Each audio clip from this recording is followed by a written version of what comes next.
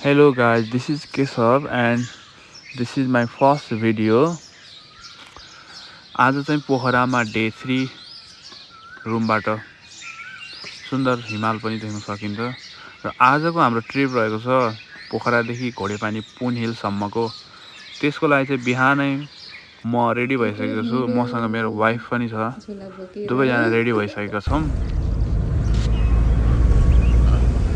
हामी चाहिँ रुमदेखि ट्याक्सी लिएर बागलुङ बस पार्कसम्म जान्छौँ। बागलुङ बस पार्कदेखि चाहिँ जिपहरू जान्छ अरे सेयरिङमा, जुन चाहिँ हामी सुनेको भिडियोमा देखेको थियौँ, त्यसै हिसाबले गयौँ पनि।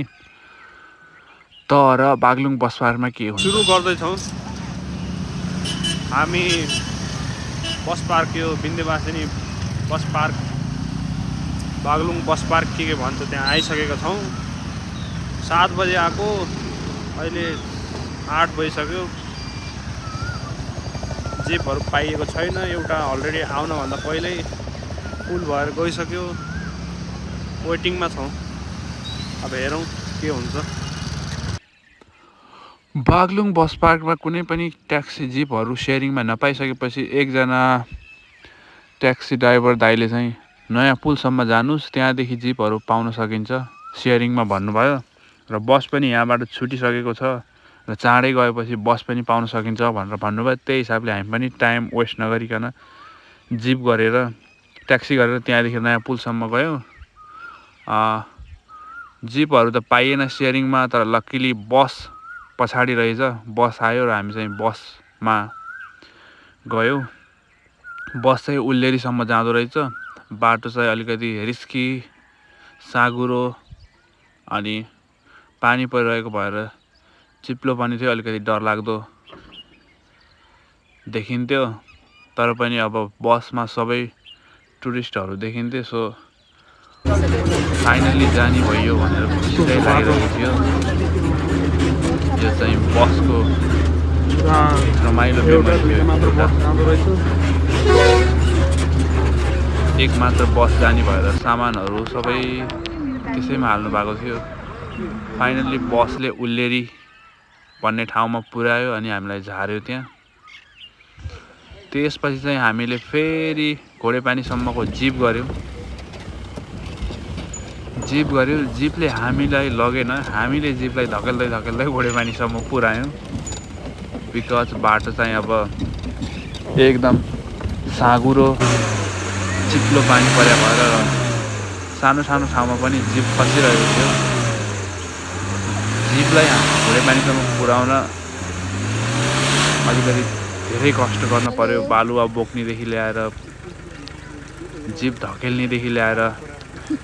खासमा चाहिँ हाम्रो ट्रेक गरेर जाने कुरा थियो, तर पानी उल्लेरी बनठाँटीदेखि ट्रेक गर्ने कुरा थियो कि, तर पानी परेर अलिकति मौसमले साथ नदिएर फेरि अलरेडी घोडेपानीसम्म जाने जिप रहेछ, त्यहाँ चाहिँ साथीहरूसँग बुझ्दा सिट पनि रहेछ।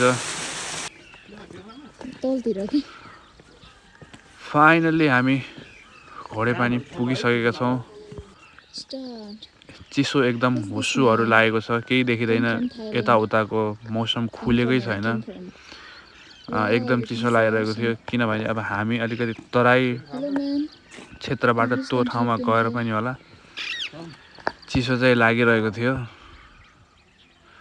फाइनल्ली हामी साँझ 1 बजे चाहिँ जिपबाट हिँडेको, 5 बजे चाहिँ घोडेपानी पुग्यौँ। यो चाहिँ घोडेपानी पुगेर हाम्रो होटेलदेखि बाहिरको भ्यू त सबै अब कुहिरोले ढाकिसकेको थियो, तर पनि पुगिसकेपछि खुसियाली। यो घोडेपानी यहाँ देख्न सक्नुहुन्छ भ्यू। धेरै होटलहरू, होमस्टेहरू छन् यहाँ टुरिस्टको लागि। राम्रो फ्यासिलिटी छ यहाँबाट। मौसम खुलेको खण्डमा चाहिँ सबै हिमालहरू पनि देख्न सकिन्छ।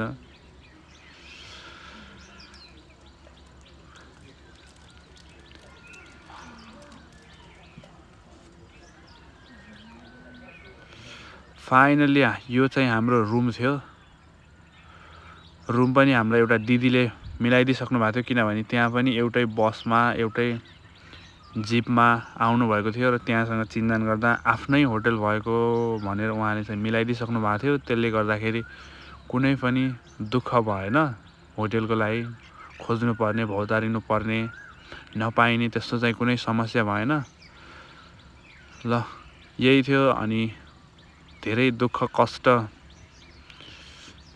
झेलेर घोडेपानीसम्म पुगेका थियौँ। यहाँ चाहिँ हामी अब रेस्ट गर्छौँ। अब भोलि बिहान जानेछौँ।